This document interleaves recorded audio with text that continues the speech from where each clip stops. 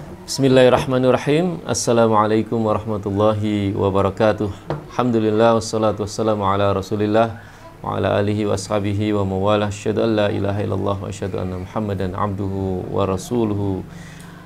Amma ba'du. Ikhwan fiddin rahimani wa rahimakumullah. Pada malam hari ini kita insyaallah akan membahas satu kitab yang berjudul Uqudul Lujain, yang berarti kalung perak. Ya, buku ini, kitab ini dikarang oleh Syekh Muhammad Nawawi bin Umar rahimahullah. Kitab ini ditulis untuk menjelaskan khususnya masalah rumah tangga, hak-hak antara suami dan istri. Hak istri yang harus dipenuhi oleh seorang suami dan hak suami yang harus dipenuhi oleh seorang istri. Insya Allah kita akan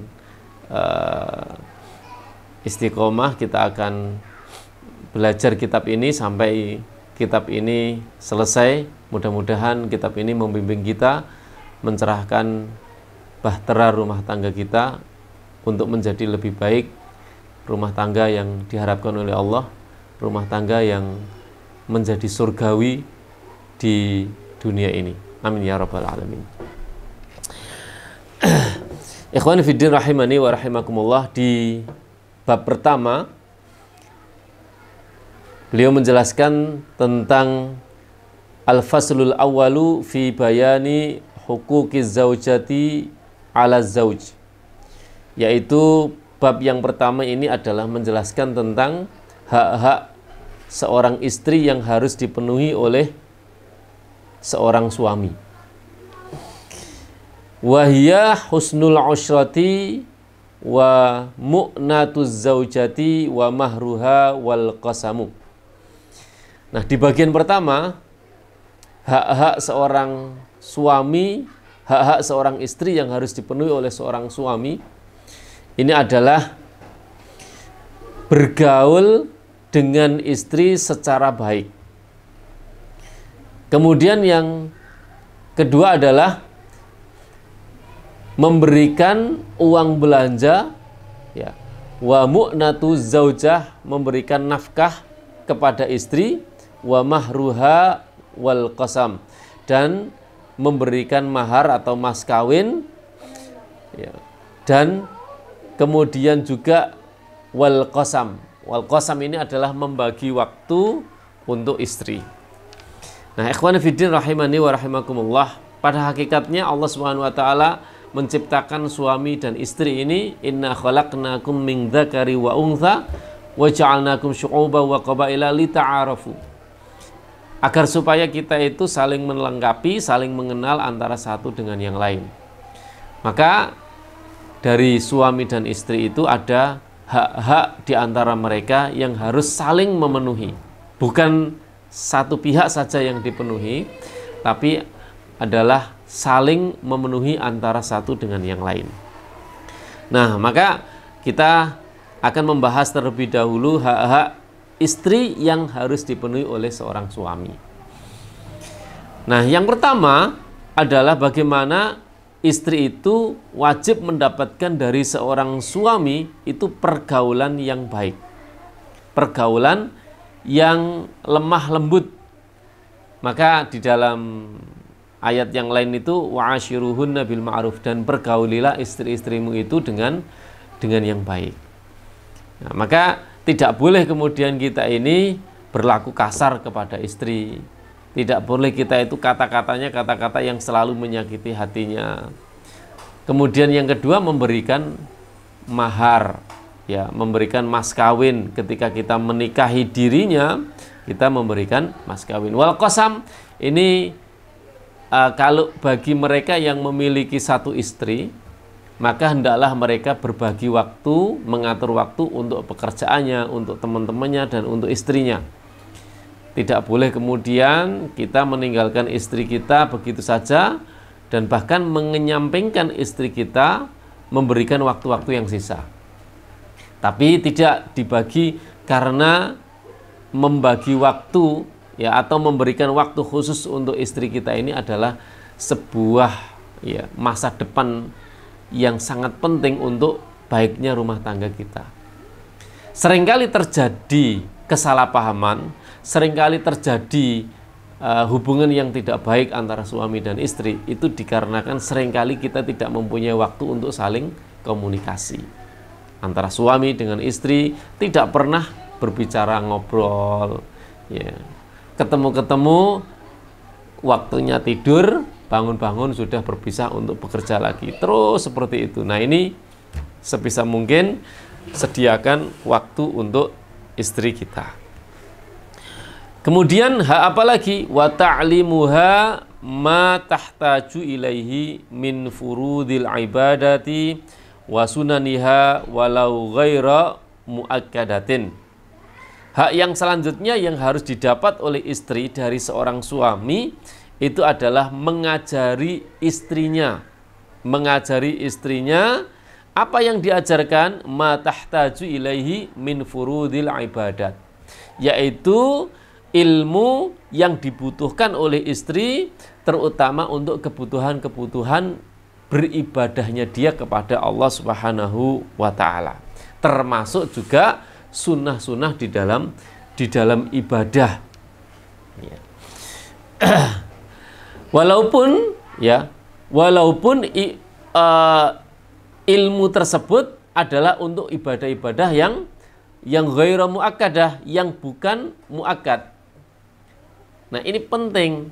Bahkan ini adalah sebuah inti daripada pembinaan kepemimpinan seorang suami kepada istrinya. Bagaimana suami itu bisa mengajarkan, membimbing seorang istri itu jauh lebih baik dari sebelumnya. Mengajarkan dia bagaimana dia itu memenuhi hak-hak Allah Subhanahu wa Ta'ala, beribadah kepada Allah Subhanahu wa Ta'ala, dari sholatnya, dari puasanya, atau bahkan istri yang belum bisa membaca Al-Quran, itu tanggung jawab seorang suami. Bagaimana suaminya itu harus bisa mengajarkan kepada istrinya bisa membaca Al-Quran, sampai kepada bagaimana seorang istri ini harus menjadi seorang ibu yang baik dari anak-anaknya. Ya, jangan sampai ya dibiarkan setelah nikah begitu saja, dibiarkan tanpa dibimbing apapun. Bahkan istri melakukan kemaksiatan pun itu tidak dibimbing, tidak ditegur. Nah, ini termasuk salah satu sifat suami yang tercela, itu adalah sifat dayus. Dayus itu adalah seorang suami yang tidak memiliki rasa cemburu sama sekali, tidak memiliki rasa respect sama sekali kepada istri. Ketika istrinya itu tidak melakukan kewajiban-kewajibannya kepada Allah, dia diam. Ketika istri itu berselingkuh, dia diam. Ketika istri ini melakukan hal-hal yang setiap harinya mungkin tidak bermanfaat, ya, dia diam. Sama sekali nggak respect dengan istri.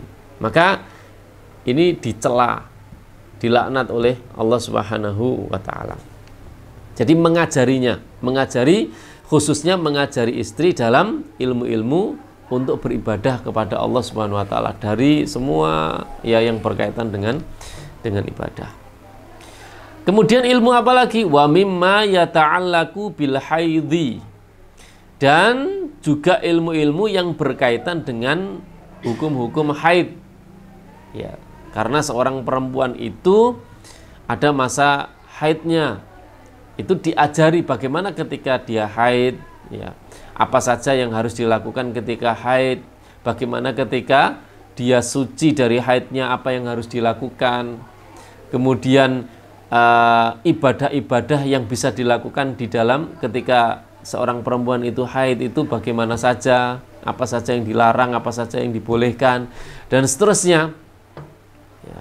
Wa min wujubi ta'atihi fima laisa bimaksiyatin.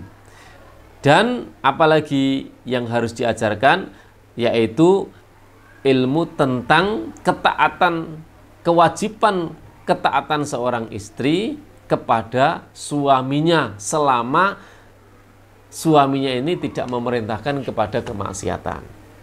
Nah, karena seorang istri itu ketika dia tidak taat kepada seorang suami, itu jaminannya neraka masalahnya. Bukan, ini perlu juga dipahami oleh para istri ya. Bukan berarti seorang suami ketika mengajarkan kepada istrinya itu untuk taat, itu seorang suami itu pengen ditaati, itu enggak. Ya. Yang memerintahkan seorang istri itu harus taat kepada suami itu bukan suami, tapi Allah Subhanahu wa taala.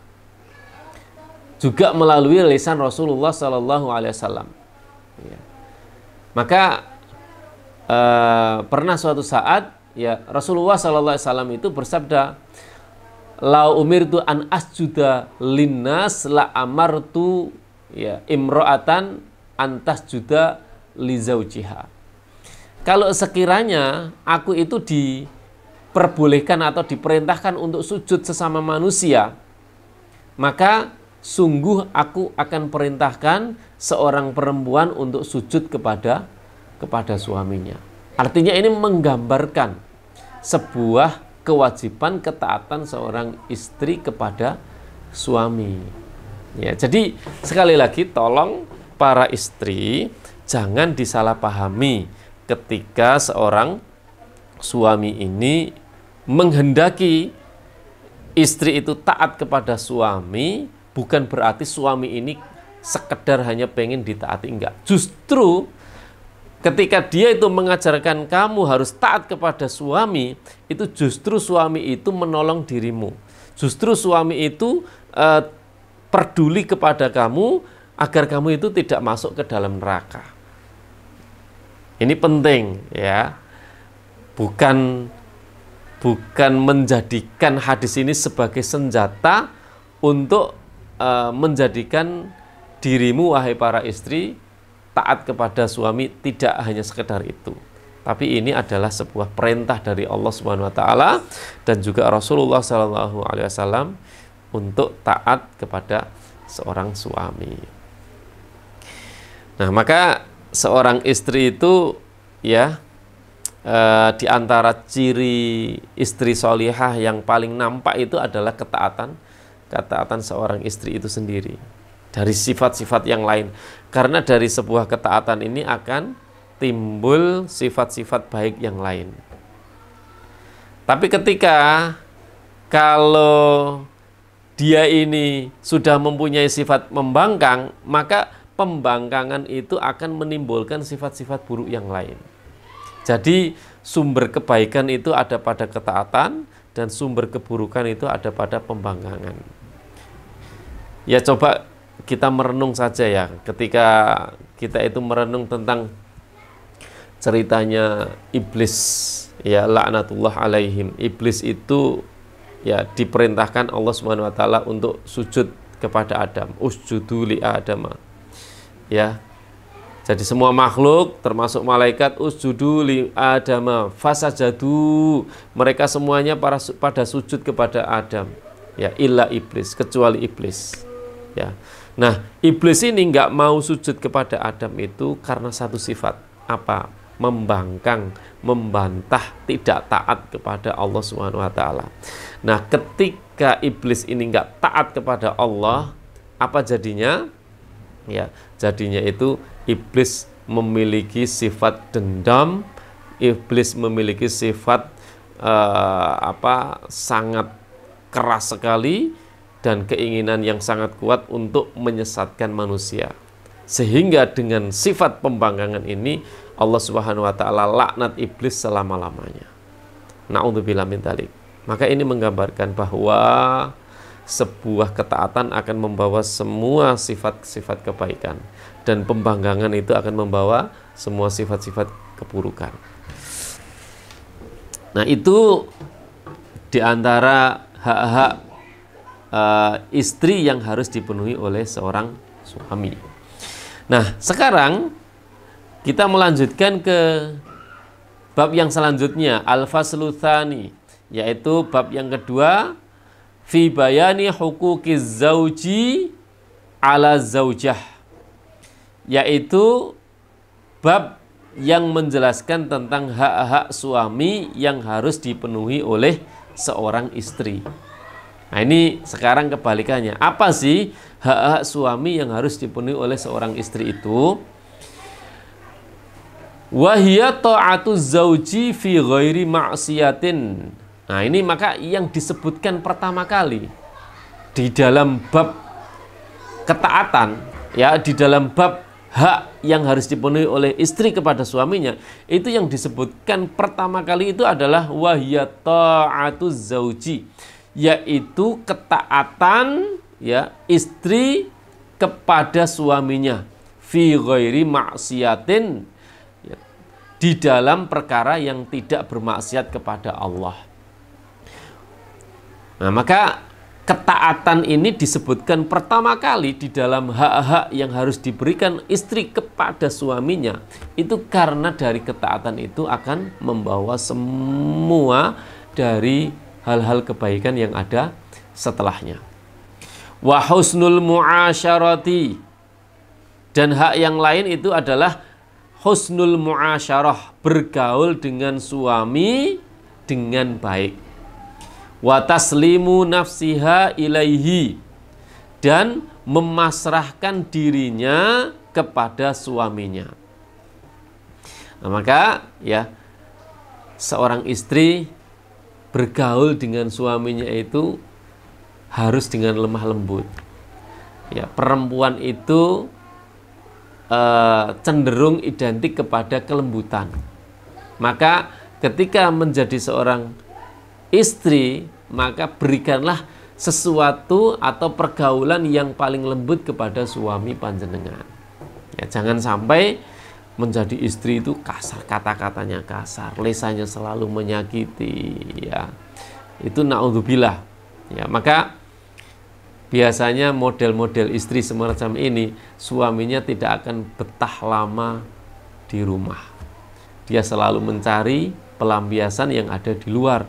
Ya, maka hati-hati para istri, ketika kamu itu di rumah kok kasar, ya, kemudian wanita-wanita yang ada di luar itu gaya bicaranya lembut sama suami jenengan, maka bisa jadi suami ini lebih memilih di luar dibandingkan dengan memilih yang ada di dalam. Jadi husnul muasyarah, ya. Suami ketika pulang disiapkan, mungkin karena capek kerja dilayani, dibuatkan minuman dan seterusnya, ya. Wa taslimu nafsiha ilaihi, dan menyerahkan dirinya kepada suaminya. Jadi kalau wanita itu sudah dinikahi oleh seorang suami, maka wanita itu bukan lagi milik orang tuanya, tapi dia sudah milik suaminya. Maka apapun itu yang dikatakan oleh suami, itu kata-kata suami itu di atas orang tua panjenengan semua. Ya. Ini saya kasih satu contoh, ya. Saya kasih satu contoh ketika di masa liburan. Maka ada bagi istrinya yang mungkin rumahnya agak jauh, ada istilah mudik. Ya, tahun ini mudik kemana? Mudik ke rumah istri, ya, atau ke rumah mertua kata suami. Maka kalau jatahnya memang suami bilang ke rumah mertua, ya ke rumah mertua. Tahun ini kita ya tidak pulang, di sini saja. Ya sudah, istri itu hanya bisa sami'na wa ata'na, taat. Tahun besoknya di rumah ini juga nggak pulang, ya sudah, istri itu taat. Tidak perlu kemudian protes atau bahkan menampakkan sifat ngambek, sifat ngambek, kemudian menunjukkan kebencian, menunjukkan wajah yang tidak suka. Nah, naudzubillah, ya. Maka ini bukan tipe istri yang solihah seperti ini. Maka taat apa kata suami, ya disitulah kita manut. Ya, bagi para istri manut.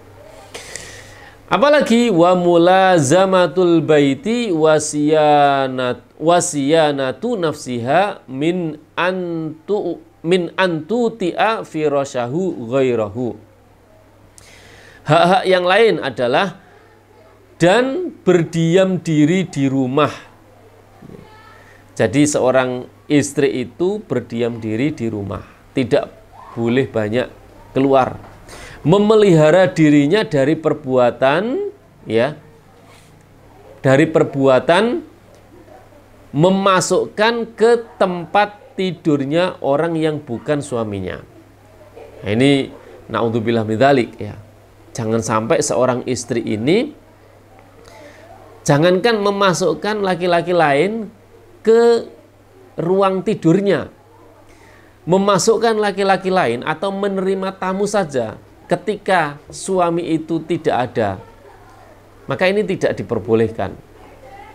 Apalagi kalau seorang suami ini pesan, "Dek, jangan menerima tamu siapapun." Nah, ketika ada tamu laki-laki yang datang, tidak itu orang asing, bahkan mungkin laki-laki itu adalah masih keluarganya. Tapi kalau pesan suaminya seperti itu, maka jangan sampai kita ini memasukkan orang tersebut ke dalam rumah kita, apalagi ke ruang tidur kita, ruang tidur suami istri itu. Ya, ini tidak diperbolehkan.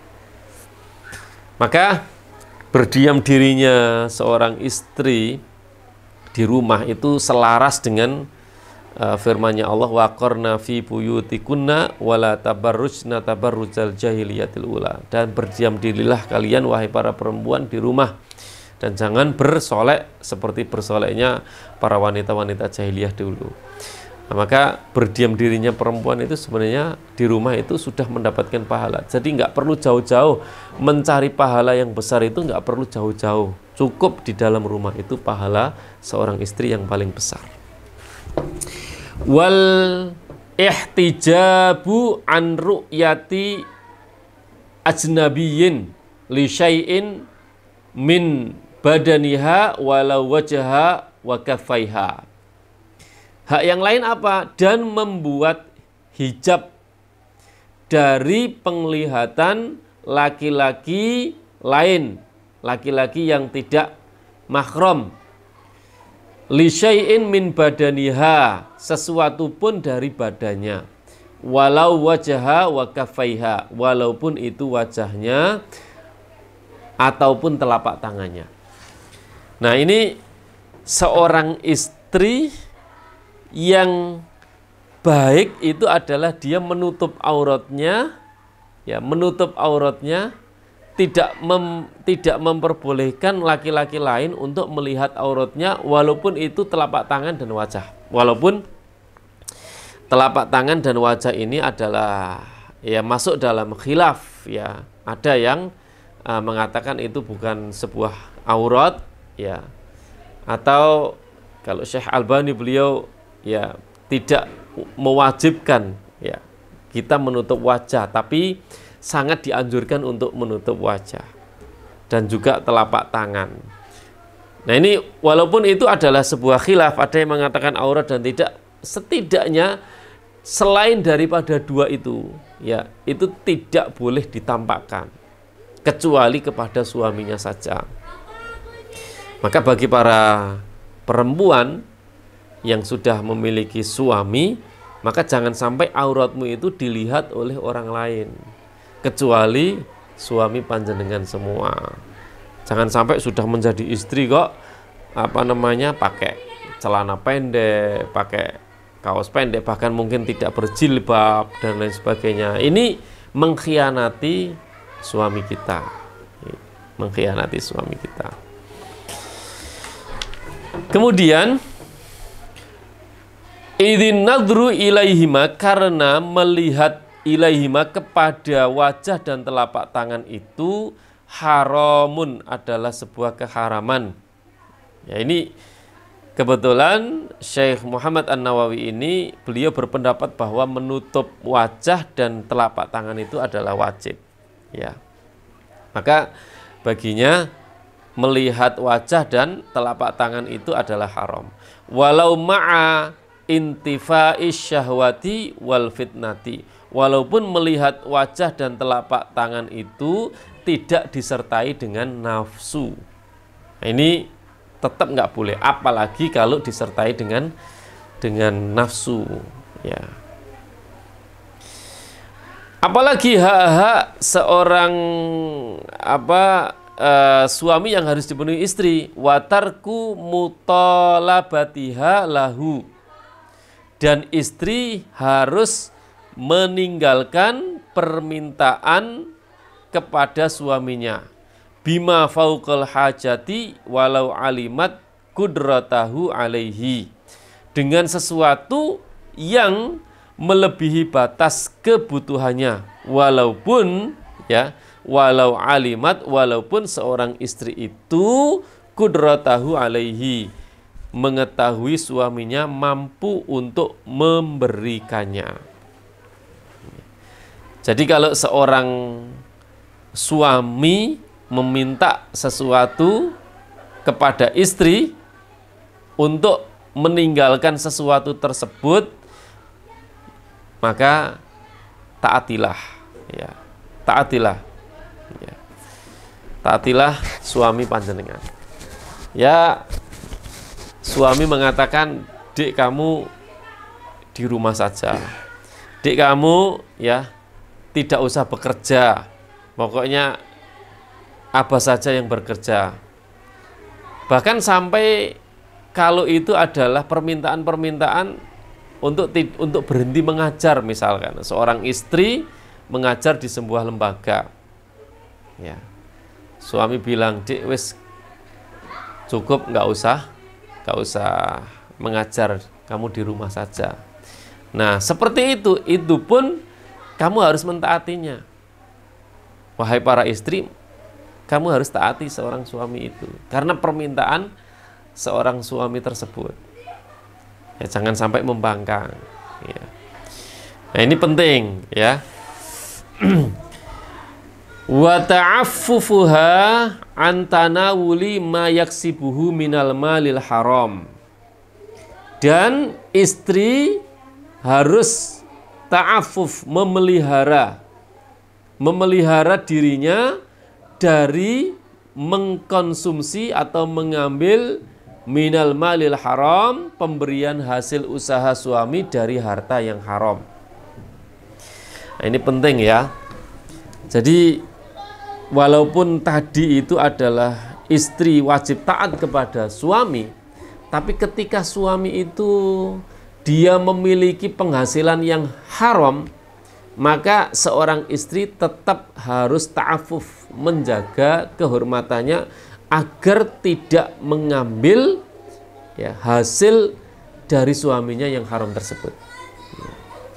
Tidak mengkonsumsi pemberian dari seorang suami dari hasil yang haram. Maka harus ta'afuf. Nah, ini membuktikan bahwa ketaatan itu hanya pada kebaikan. Maka di dalam sebuah hadis dijelaskan, la ta'ata li makhluqin li ma'siyatil khaliq. Tidak ada ketaatan, ya, untuk bermaksiat kepada Allah Subhanahu wa taala. Jadi taat dalam rangka memaksiati Allah haram hukumnya, maka tidak diperbolehkan. Wa adamu kidbiha ala haidhiha wujudan wangkita'an. Hak yang lain adalah istri tidak boleh bohong mengenai haidnya, sedang haid maupun telah selesai haidnya. Jadi